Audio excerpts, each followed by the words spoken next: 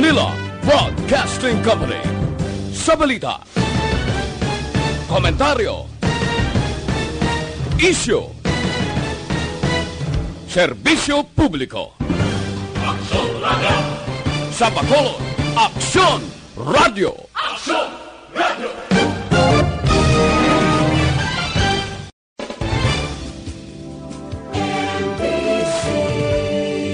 Manila Broadcasting Company. Sa balita, komentaryo, isyu, serbisyo publiko. Aksyon Radio! Sa Bacolod, Aksyon Radio! Aksyon Radio!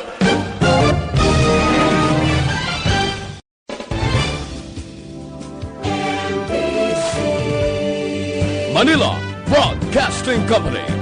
Sa balita, komentaryo, isyu, serbisyo publiko.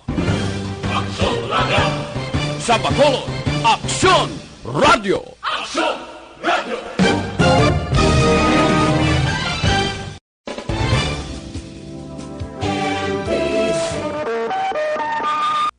Aksyon Radio Philippine Standard Time, las 6:34. This time check is brought to you by ACS Manufacturing Corporation, ISO certified, world-class quality. Oras, ginadulong sa inyo sing BioFlu. Pag 2-flu, BioFlu. Aksyon Reports, second portion. Di kalidad, kag madalong nga mga analisis sa pinakainit na balita sa bilog na probinsya kag nasyon. Aksyon Reports, second portion. Patas kag balanse na komentaryo sa mga issues kag mga balita nga nagaapekto sa mga pumuluyo sa adlaw-adlaw nga tanan.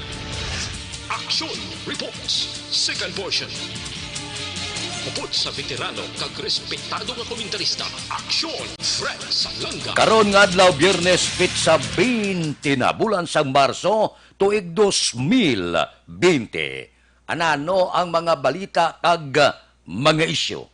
Kung balita ang paghambalan wala kag tuo midiin nga bahin sang kalibutan, COVID-19 ang nagapanguna sa mga pamantalaan lokal, national, international. Ara permi, banner headline ang COVID-19. Pero naintriga ako, isa sang maayong balita nga ako nabatian kahapon, amo ini ang sulat sang mga lideres sang Kamara kay Presidente Rodrigo Duterte. Nga kuntani dugay na ini nga ginpadala sa Presidente. Sulat nagikan kay House Speaker Alan Peter Cayetano, Majority Leader Martin Romualdez, kag Minority Leader Bini Abante. Amo ning ginahulat-hulat naton. Ano ini nga sulat nga ginpadala sa Presidente nga ideklarar National Day of Prayer ang Marso 22. Tani dugay na ini nga ginpadala, amo ni siya ang pinakaimportante sa tanan. Nga kon wala pa kita makadiscobre sang tambal sining makamamatay nga kagaw, kung daw kabudlay gid, nga daw hindi malubad sang manggad, hindi malubad sang kaalam sang tao, hindi matukian kung ano ang bulong sini, para mauntat ining paglapta sang kagaw nga makamamatay, aber ang katapusan rekurso nga himuon tilawa naman naton ang magluhod kag magpangamuyo. Amo ini supposed to be ang madugay na nga ginapila naton sa Presidente. Kung ang tanan-tanan nga medios posibles manggad ara, alam ara, scientifico kumplito sa mga manggaran nga pungsod. Pero isa sa nalimtan naton, amo ini, supposed to be ang ginuna naton. National Day of Prayer sa Marso 22. Kabay pa, hindi pa ulihi ang tanan. Kaya wala ka na kantuan, din ka makanto, may manggad ka. Wala man matukian kung anong bulong. Tuon ka nga tuon, hindi mo balabot kung anong ginalinan sang kagaw. Damo nagalagi nga subong sila nga kasar sa nguna kagiban pa. Naingkwentong tao, daog ang tao. Bangod sang kaalam nga ginhatag sa aton. Bangod sa mga scientifico naton sa bugos nga kalibutan. Ini subong yaw, wala pagid. So anong tambal naton? Correct ini. Ang ginhimo sang lideres sa kabara. Ang pagsulat sa presidente, ideklarar National Day of Prayer ang Marso 22. Pangabayon tambilog nga pumuluyo sa pungsod Pilipinas bisan pilalang kaminutos nga ipiyong naton tanan ng aton mata, mga muyo kita, kabay pa nga amo ini ang tambal, amo ining bulong sang makamamatay nga kagaw. Kung hindi madiskubriyan sa tao ang bulong, ang tambal, base sa pagpangamuyo, madala naton ini. Na-experiensyahan na ini. Bagyo diri, bagyo dito. Diri sa aton sa Bacolod kag Negros, ginasper kita sining mga kalamidad. Ti nga hindi naton pagtilawan. Base pa man lang. Nga pamatian kita kung magtingob ang tingog ka mag-uob pakadto sa ibabaw. Base pa lang pamatian. Pasimpalad kita, wala kita pirdihon. Kung kaluyan kita, daog. Samtang wala pabulong, diri kita anay. Pangamuyo anay, ang imuon ta, ay, ang pangamuyo sa bilog ng Pilipinas, kung tingbo naton, nga mag-uob pagkanto sa ibabaw, base pa man lang, magrasyahan kita, kag matap na ining makamamatay nga balatian. Aksyon Radio Philippine Standard Time, las 6:40. Mabalik kami pagkatapos ini. Oratio Imperata. God our Father, we come to you in our need to ask your protection against the 2019 and coronavirus that has claimed lives and has affected many. We pray for your grace for the people tasked with studying the nature and cause of this virus and its disease, and of stemming the tide of its transmission. Guide the hands and minds of medical experts, that they may minister to the sick with competence and compassion, and of those governments and private agencies that must find cure and solution to this epidemic.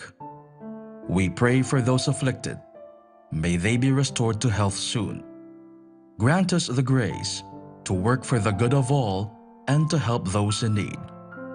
Grant this through our Lord Jesus Christ, your Son, who lives and reigns with you in the unity of the Holy Spirit, God forever and ever. Amen. Mary, help of all Christians, pray for us. Saint Raphael the Archangel, pray for us. Saint Roch, pray for us. Saint Lorenzo Ruiz, pray for us. Saint Pedro Calungsod, pray for us.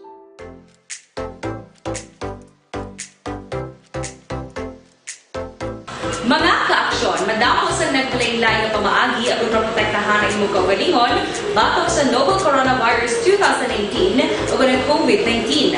Isa sa mga pinaka-importante ang regular, safe, and effective hand hygiene gamit ang habon kag tubig o ang alcohol-based hand rub. Yan ang proseso sa paghugas ng gamot na rekomendado sa World Health Organization.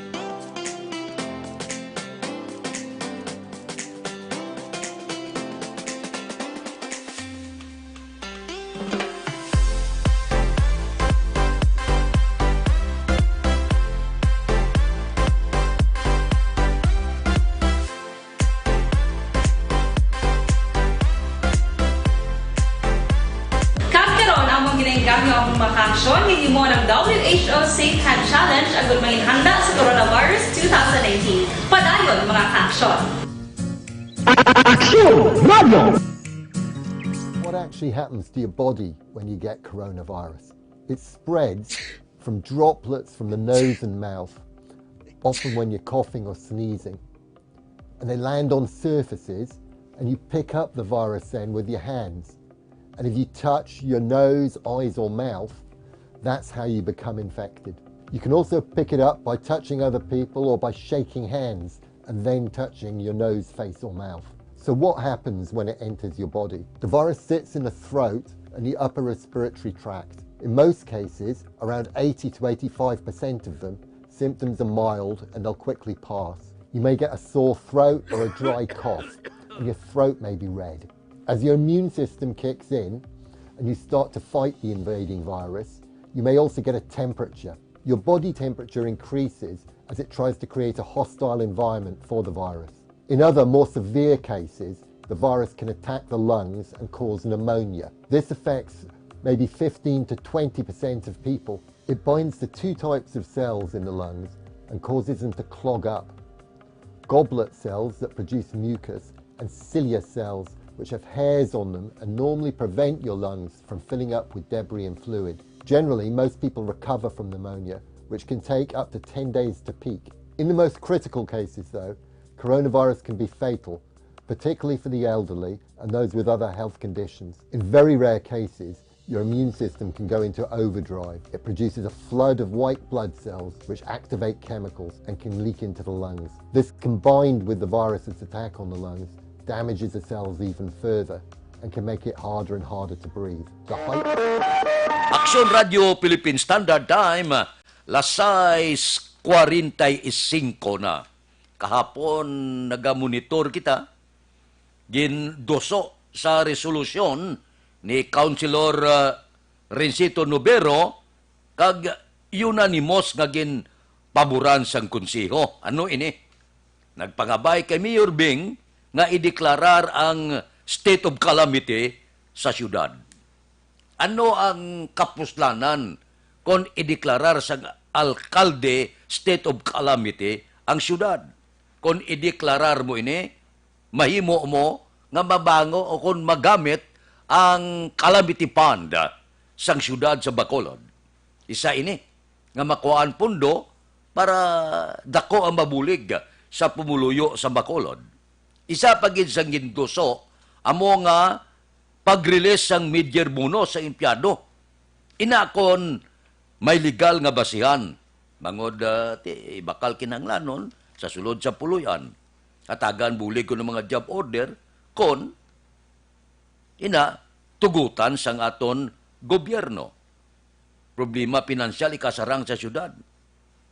Kay kabudlay ang gobyerno mo. Pero kung may order ang presidente, okay, gamitan niyo ini. I-release niyo ini sa labing madali nga panahon, mid-year bonus, calamity fund kagiban pa. Kay kung isandig na to nini sa local government, sos dihamak nga proseso ang gagyan. May disgrasya ka pa sa kuwa. Base pagabot sa tion bla, nga ideklarar sang kuwa illegal ang ginhimo mo, kabudlaya mo. Kunara ka sa gobyerno, ang proseso dugay, kinanglanon mo na. Tumpilak ng pasyente, ginaproseso pa ang papilis. Pero kung magmando ang presidente, ipangabayon ng presidente, Mr. President, hambala, imando sa tanan nga LGO, i-release ang mid-year bonus. Pagkatapos, tagaan bulig ang mga job order, financial sa assistance sa mga pumuluyo. Sa labing madali nga panahon, may imo sa presidente na. Pero kung ikaw, local government, magmatomato ka, disgrasya pa, budlay ang proseso sa gobyerno. So, kinanglan na mando sa madalion sang presidente.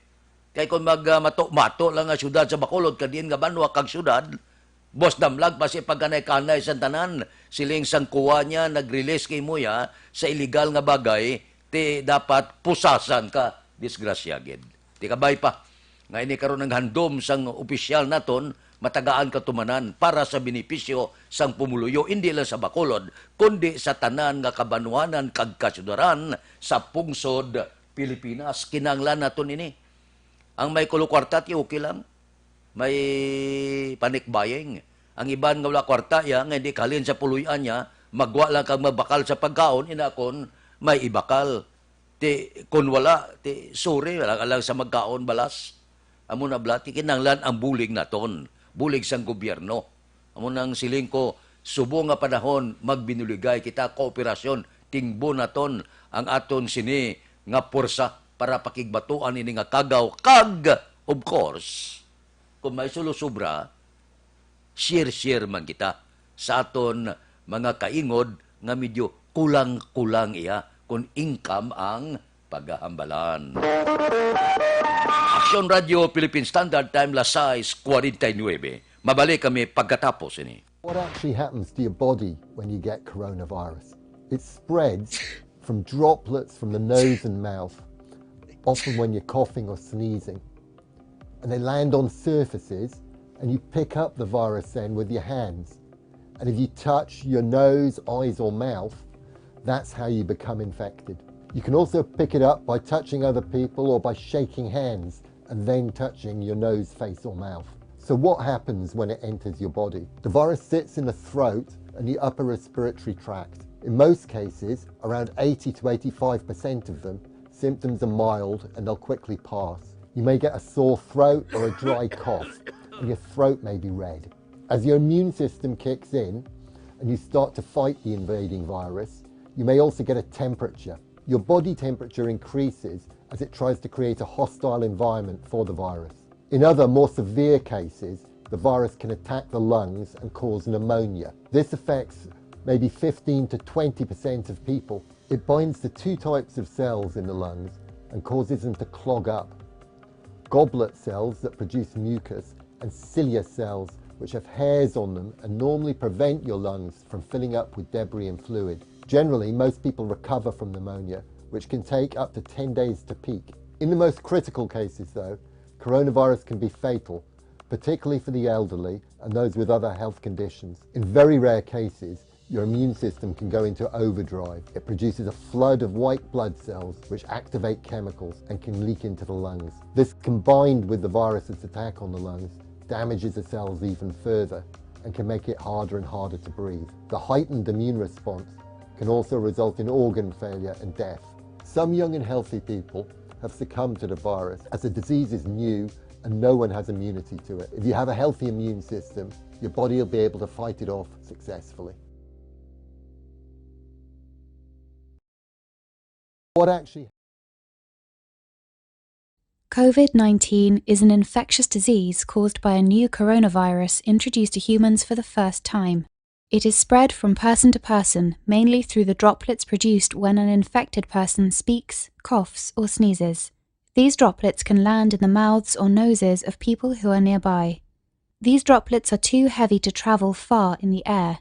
They only travel approximately 1 meter and quickly settle on surfaces. This is the reason person-to-person spread is happening mainly between close contacts. The exact time that the virus can survive on surfaces is not yet known. So it is wise to clean surfaces regularly, particularly in the vicinity of people infected with COVID-19. Hands touch many surfaces, which can be contaminated with the virus. You should therefore avoid touching your eyes, nose, or mouth, since contaminated hands can transfer the virus from the surface to yourself. When coughing or sneezing, cover your mouth and nose with the bend of your elbow or use a disposable tissue. If a tissue is used, discard it immediately into a closed bin. The most effective way to prevent the spread of the new coronavirus is to clean your hands frequently with an alcohol-based hand rub or soap and water. This will eliminate the virus if it is on your hands. Stay healthy and prevent the spread of COVID-19.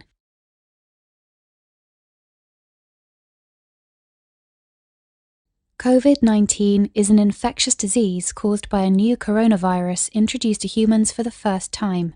It is spread from person to person, mainly through the droplets produced when an infected person speaks, coughs, or sneezes. These droplets can land in the mouths or noses of people who are nearby.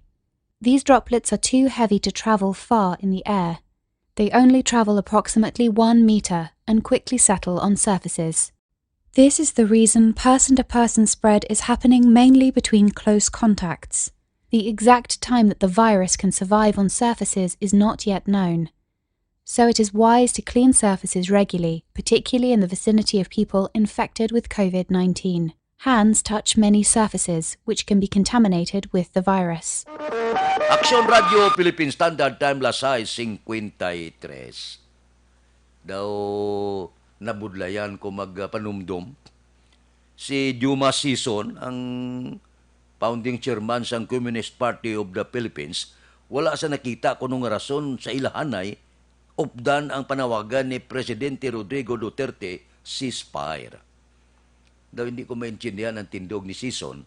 Ang ako niya, simple malang. Ang kuntani, kung subong sini nga kaimtangan sa aton pungsod, kay bilog nga kalibutan, pandemic, ini mo. Hindi niya sa aton lang sa bilog nga kalibutan, inigo na sa kagaw.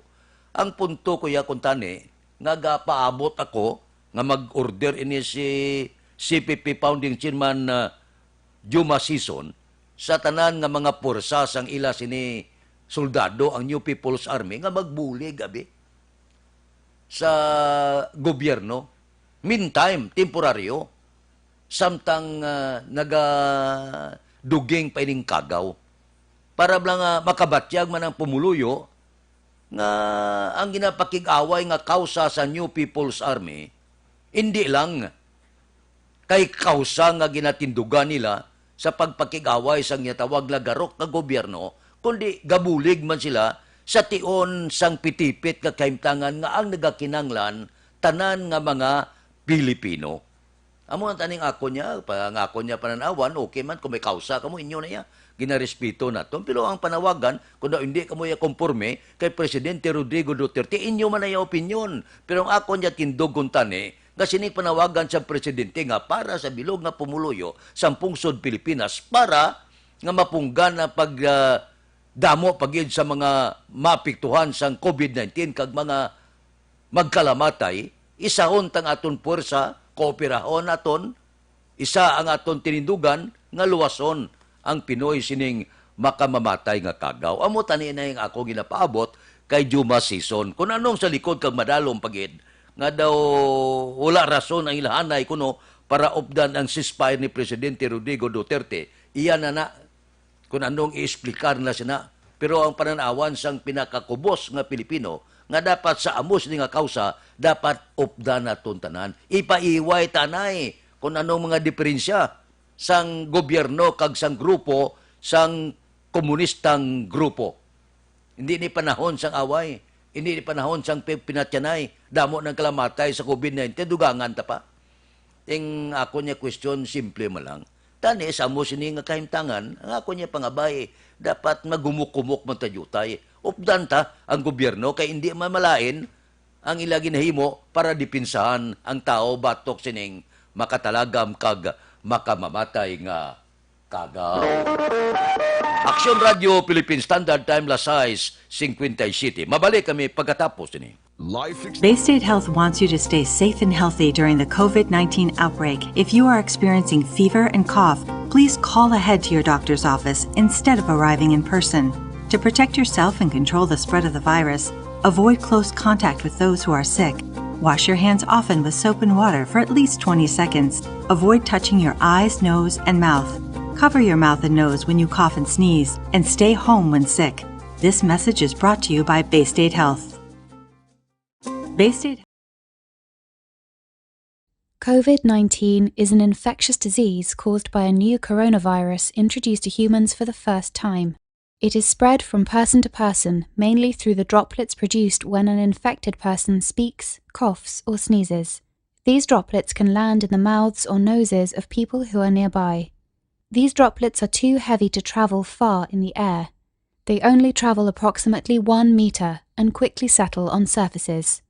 This is the reason person-to-person spread is happening mainly between close contacts.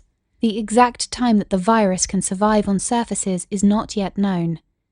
so it is wise to clean surfaces regularly, particularly in the vicinity of people infected with COVID-19. Hands touch many surfaces, which can be contaminated with the virus. You should therefore avoid touching your eyes, nose, or mouth, since contaminated hands can transfer the virus from the surface to yourself. When coughing or sneezing, cover your mouth and nose with the bend of your elbow or use a disposable tissue. If a tissue is used, discard it immediately into a closed bin. The most effective way to prevent the spread of the new coronavirus is to clean your hands frequently with an alcohol-based hand rub or soap and water. This will eliminate the virus if it is on your hands. Stay healthy and prevent the spread of COVID-19.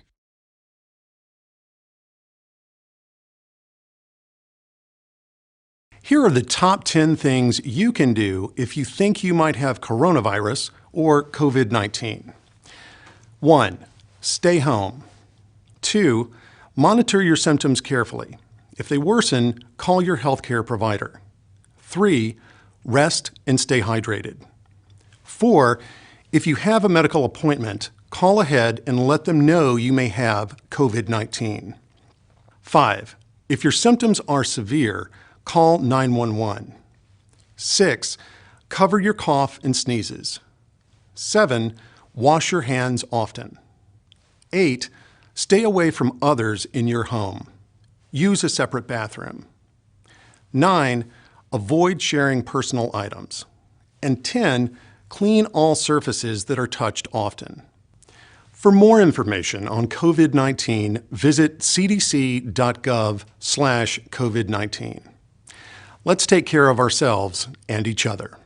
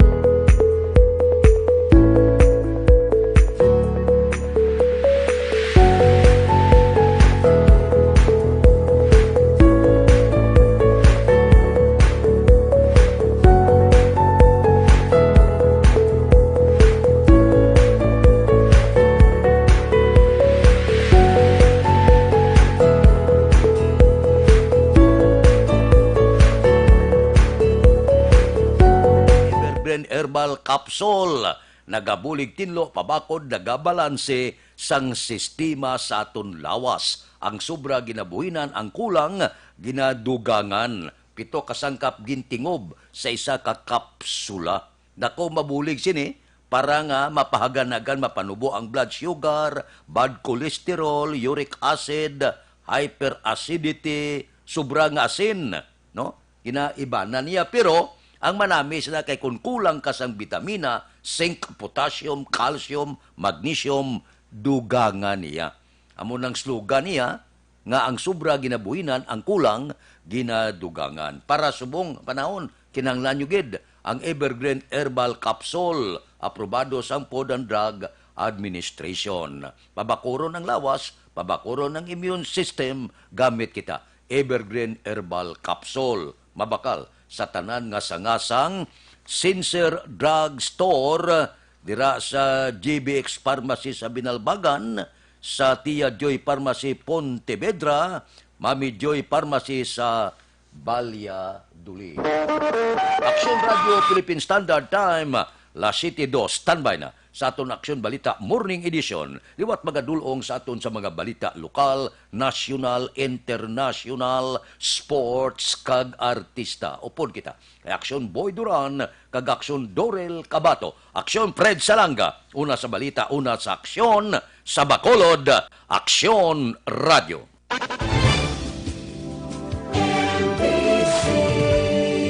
Manila Broadcasting Company. Sa balita, komentaryo, isyu, serbisyo publiko. Aksyon Radio! Sa Bacolod, Aksyon Radio!